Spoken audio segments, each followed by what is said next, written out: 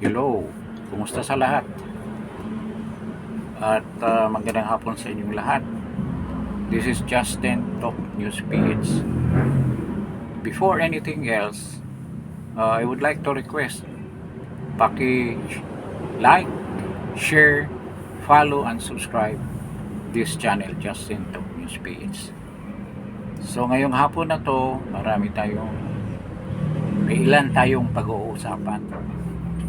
Unang issue, itong denial or pambubudol na naman ni BBM na wala daw siyang kinalaman sa impeachment case na sinampa ng mga makakaliwang grupo sa Kongreso. At ang tanong ng karamihan, pambubudol na naman ito ulit. Pero hindi na tayo niya mambudol. Paliwanag natin yan mamaya kung bakit.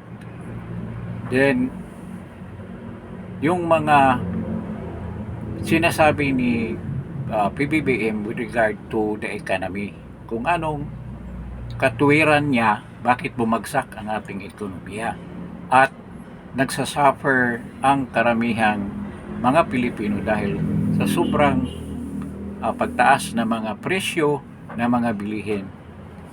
Kaya halos hindi na kayang abutin ng mga mahihirap nating kababayan. So ang unang issue natin, yung recent na talumpati niya na sinabi niya na wala siyang kinalaman sa impeachment case na sinampa dyan sa Kongreso ng makakaliwang grupo. At ang Kongreso daw, ginawa lang nila ang kanilang responsibilidad being the legislator and who handles the all impeachment cases filed against any impeachable officials like the Vice President and the President. At tuwang-tuwa siya, nagpapasalamat siya na dinismiss ng Kongreso ang kanyang ang impeachment case na sinampa ng makakaliwa at yung kay Attorney De Jesus. Nagpasalamat siya sa Kongreso na ito ay dinismiss dahil nagpapatunay daw yun na wala talagang solidong ebidensya na meron siyang ginawang paglabag sa konstitusyon o anumang kasalanan sa kanyang pamumuno as President of this country. So tuwang-tuwa siya. Nagkaroon siya ng ngiting aso at ang pagkukunwari na talagang voluntarily ginawa yun ng Kongreso. So ang una natin pag-usapan, yung sinabi niya na wala daw siyang kinalaman sa impeachment case ni VP Inday Sara. Gusto ko lang balikan yung mga dati mong sinasabi na were regarded as pambubudol. Unang-una, yung 20 pesos na bigas. Para hindi natin makalimutan kasi yun ang kahinaan ng mga Pilipino, madaling makalimot. So ano ba yung mga pangako niya na hindi natutupad? Isa na yan 20 pesos na bigas. Meron ng 20 pesos na bigas pero hindi naman umaabot doon sa mga totoong nangangailangan ng ganyang kamurang bigas. Kasi nasa probinsya lang ng Cebu and other provinces. Wala naman dito sa Manila. Kung meron man, nasa mga kadiwan na hindi naman natin mahagilap kung nasaan. At hindi totoong 20 pesos yan dahil subsidized yan. Galing din sa ating mga buwis. Malaki ang subsidy niyan. Actually, 38 pesos yan at ginawang 20. So, mayroong 18 pesos na galing sa ating mga taxes. So, subsidized yan. So, malaking kasinungalingan yan. Ano pa ba? Yung mga kasinungalingan na linalahad niya na later on, alam natin, nambubudol lang siya.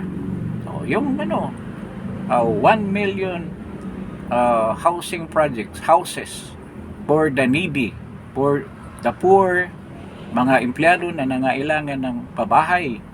Ano nangyari? Naging 100,000 na lang. Or lesser pa yata ngayon ang projection ng o Department of Human Settlements.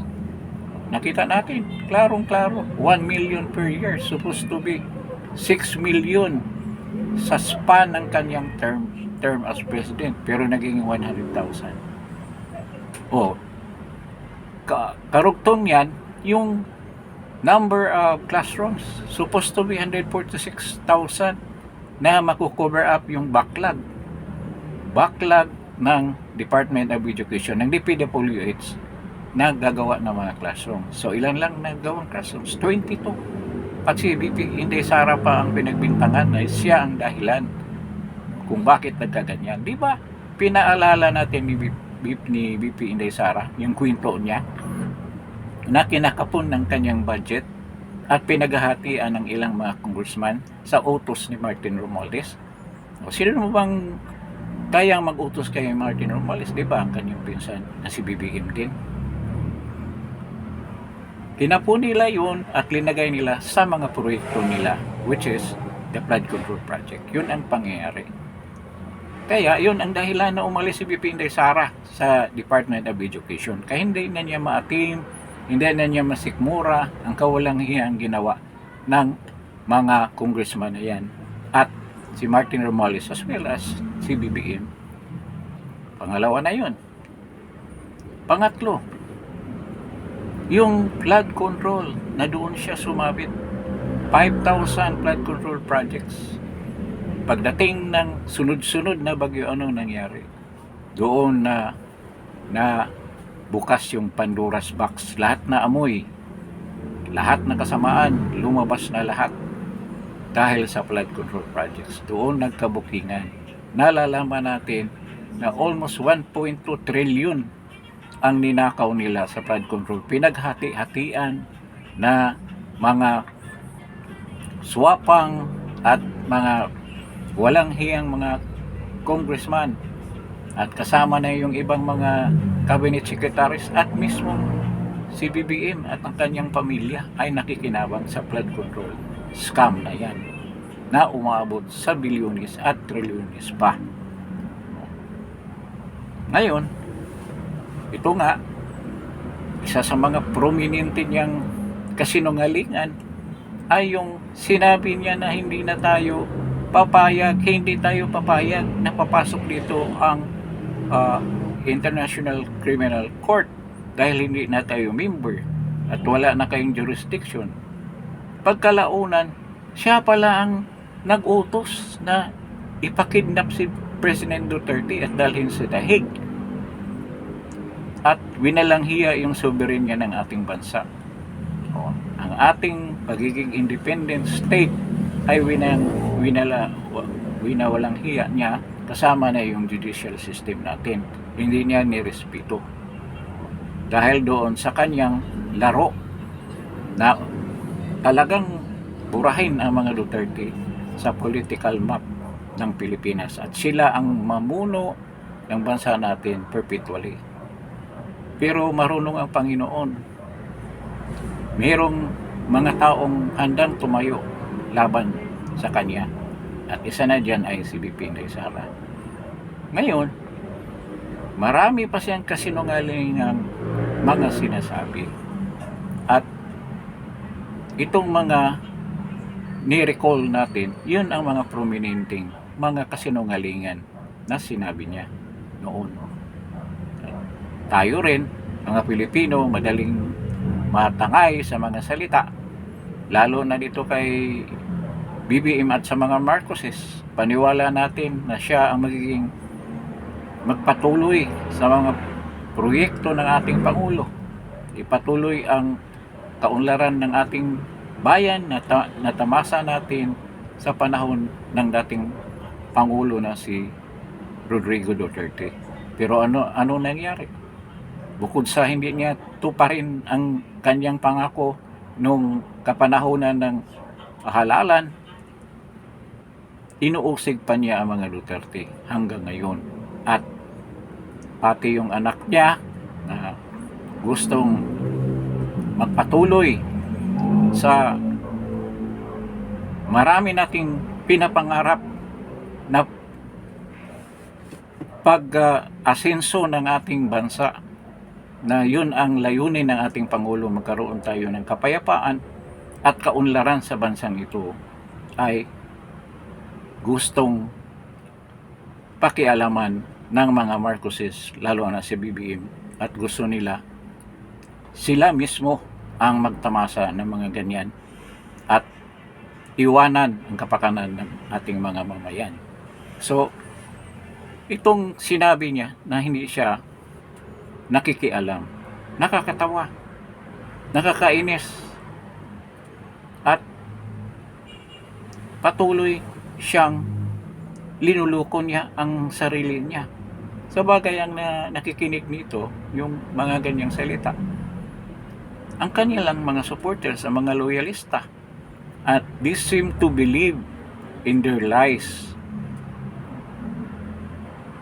Naniniwala sila sa kanilang kasinungalingan, at yan ay napakalungkot na pangyayari sa isang tao, sa isang lipunan.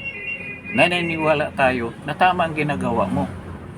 Nasa matagal na panahon, marami nang sumisigaw. Ang buong sambayanan sumisigaw. Ang iba nagpapakaawa na tama na ang sobrang pagnanakaw sa kaban ng bayan. At itong ginawa niya kay BP Inday Sara ay planado. Lagi ko ngang sinasabi dito sa Justin Talk News PH na simula pa lang, noong pagkapanalo pa lang nila sa eleksyon, na ang dahilan sa kanilang pagpanalo ay si BP Inday Sara. Binuuna nila ang kanilang makademonyong plano para patalsikin si BP Inday Sara at hindi na magiging solid contender sa 2028 presidential election. Sa plano ng tatlo, si BBM, si Lisa Aranita at saka si Tambaloslos, nabuo itong hangarin na talagang patalsikin si BP Inday Sara. Kaya lahat na yan na ginagawa nila, kasama na yung confidential fund, kasama yan sa kanilang balak. Ngayon ay linalaban ni BP Inday Sara.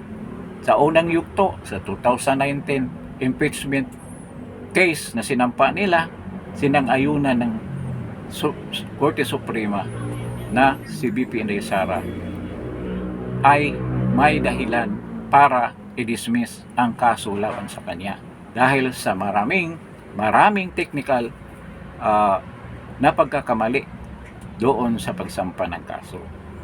At ngayon, gustong ipahiwatig ni BBM wala siyang kinalaman dyan sa impeachment case na yan. Hindi mo na kami mabubudol dahil mismong campaign manager mo ng alyansa ng pagbabago na talunan ng nakaraang May 2025 election nagsasabi na si Martin Romualdez ay nagbigay ng 150 million sa bawat congressman na pipirma doon sa nakaraang 19th Congress impeachment case laban kay BP Inday Sara. Paano mo mapasubalian na hindi yan totoo? Na nagbigay kayo ng ganyang halaga para lang pumirma at pumasa dyan sa Kongreso yung impeachment case na later on was dismissed, was archived by the Senate and dismissed by the Supreme Court. So, ibig mong sabihin, hindi niyo ginawa yun? Na klarong-klaro naman na ang mga pangako nyo sa pundo, sa funds letter release, yun ang pinangako nyo sa ibang mga senador na ibibigay ninyo once na makonvict si BP Inday Sara. At sa side naman ng Kongreso, nagbigay kayo ng ganyang halaga para talagang ma-impeach si BP Inday Sara at natupad yun. Pero hindi nyo napansin na marami kayong pagkakamali dahil sa sobrang yung pagmamadali na magkaroon ng impeachment case si BP Inday Sara na maipasa patungong Senado.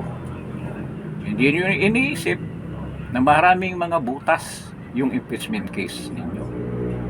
Ngayon, kunwari kayo nag-iingat, pero kung sa isang magaling na sumusuri diyan sa inyong mga kilos sa pagsampa nyo ng kaso, posibleng magkaroon pa rin kayo ng technical na pagkakamali diyan sa kasong sinampa nyo kay VP Inday Sara. So ngayon, hindi natin mapaniwalaan yung mga sinasabi ni BBM. Ibig sabihin yung pag-dismiss ng kanyang impeachment case dahil daw kulang sa ebidensya. Kulang ba ng ebidensya? Nakitang-kita naman sa mga mata namin ang mga ginagawa ninyo na pagnanakaw sa bayan natin. Marami ng mga nagpapahayag at mismo diyan sa mga Blue Ribbon Committee hearings naprubahan nung kapanahonan ni Senator Marcolita na talagang may perang nawala, may perang ninakaw. At ngayon, yun ang gusto nyong ilihis. Ang paglabas ng Cabral files ni Leandro Libeste ay nagpapatunay ang pagkamatay ni Cabral para matakpan lang itong iskandalo na to na pagnanakaw ng inyong rehimen. Hindi nyo yan mapasubalian. Ngayon may nakaumang na pangyayari. Sa pahayag ni Leandro Libeste, hindi na mapipigilan ang paglabas ng mga pangalan ng mga congressman na involved dyan sa ghost projects sa flood control na nakasaad sa mga dokumento at sa Cabral files at handa nilang ilahad yan. Maraming gustong pumigil sa kanya at binabantaan ng kanyang buhay, kaya wala siyang ibang opsyon kung hindi umalis sa bansa natin para sa kanyang safety at ang kanyang freedom para ilahad niya ang katotohanan with regards to the Cabral files. At ito, we are waiting for the release of this names, proponents that are involved in the ghost project, flood control projects. Sigurado ako maraming matatamaan dyan. So, itong mga congressman na nasa kongreso, talagang pilit nilang i-impeach si VP Inday Sara. Kahit na malabnaw at walang ebidensya. Hindi katulad sa mabigat na mga ebidensya na nakalakip doon sa kahit na sila ay mga makakaliwa at nagpakukunwari. Sina Ridon, Dilima, hindi kasama si Erisi, isa rin siya nag-complain na talagang may betrayal of public trust at culpable violation of the Constitution ang ginawa ni Bangag PBM. Pero dahil nga sa gumalaw na malaking halaga diyan sa loob ng Kongreso, lahat ay pumaling in favor of PBBM. So, yan ang sitwasyon ngayon. Kaya, hindi na niya tayo maloko na sabihin niya na wala siyang kinalaman. Ang katotohanan dyan, nagdudumilat sa ating harapan. At pardon the word, napakakapal ng mukha niya na sabihin na wala siyang kinalaman. Bakit kaya ganyan siya kakapal ang mukha? Ang insensitivity na nasa katawan niya, dala kaya ito sa kanyang bisyo? Na isa rin sa mga sinasabi ni VP Inday Sara doon sa recent na speech niya, na yun ang dahilan ng pagkalugmok ng ekonomiya at sitwasyon ng ating bansa. Dahil sa kanyang bisyo, na wala siyang tamang mga desisyon sa mga mahalagang bagay na dapat niya desisyonan ng tama.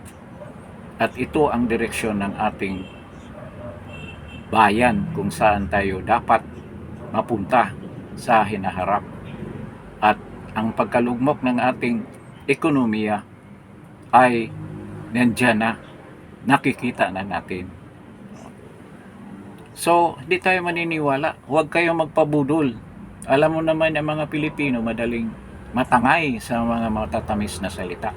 I hope this time hindi tayo magpadala sa ganyang mga salita at patuloy nating labanan at ariin ang paniniwala na tayo ay ninakawan ng malaking halaga ng administrasyon na to in detriment to our future of our children, future ng ating country. Dahil sa sobra nilang pagnanakaw, halos wala nang maiiwan sa the next generation. Ang maiiwan na lang yung pagbabayad ng utang. At yun ang susunod nating pag-usapan. This is the next issue with regards to the economy. Kasi kung si President Clinton pa, nung tinanong siya kung ano bang dahilan, bakit ganyan ang sitwasyon ng kanyang bansa, anong sagot niya? It's the economy, stupid. Diba? Yun din ang sabihin natin ni BBM. It's the economy, stupid. Sa totoo lang, ang mga tao, kung isipin mong mabuti, sa mga ginagawa nila, pagmamigay ng ayuda, pagpapabor sa mga congressman, akit sa kanila sa pamamagitan ng pagbigay ng bilyones na pondo, hindi nila isipin na ang mga tao magagalit sa kanila. Pero hindi rin nila na-foresee na kahit anong ayuda ang gagawin mo, kung wala kang mga economic plans para for the upliftment ng mga economic status sa situation ng pamumuhay ng mga Pilipino, hindi mo rin makakamit ang kanilang support all throughout your administration.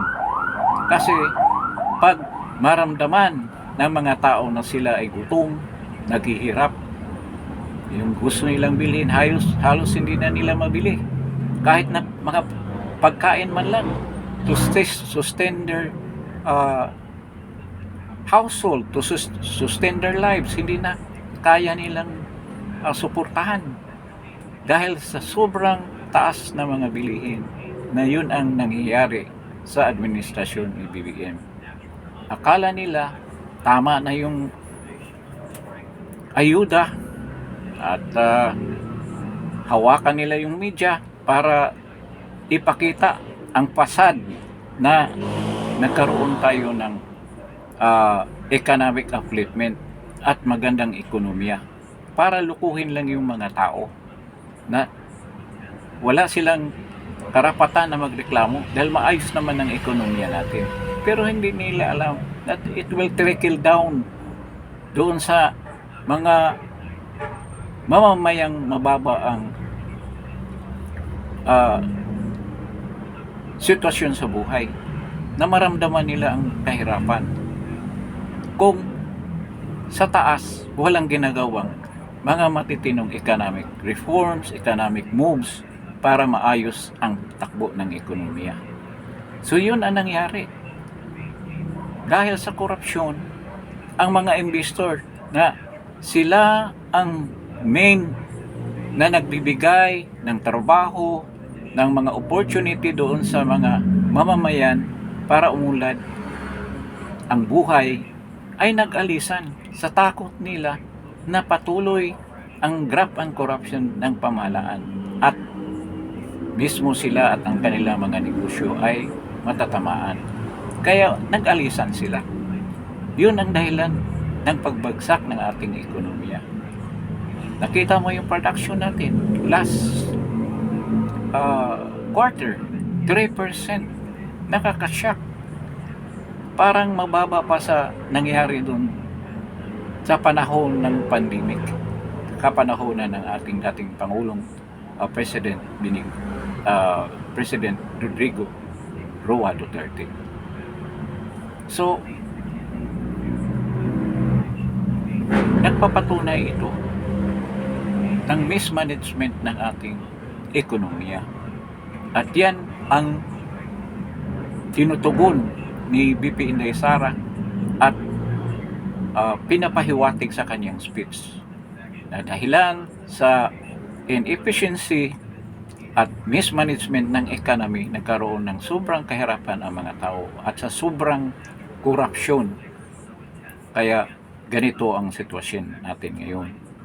Nakakatakot dahil mismong World Bank ay naalarma. Ang World Bank kasi ang huling pinupuntahan ng mga bansa na lugmok na talaga ang ekonomiya. Maalala mo yung Lebanon, nung nagka-problema sila, financial problem, economic problem sa Lebanon. Sino nagsalba? Ang World Bank. Yung Sri Lanka, halos bangkaruti na yung gobyerno. Sino ang sumalba? Ang World Bank. But ito, sa pamamagitan ng pautang. Kung mangyari man sa Pilipinas na mag-negative GDP na tayo, ang mangyari niyan, mangungutang na naman si BBM at yun ang ginagawa niya.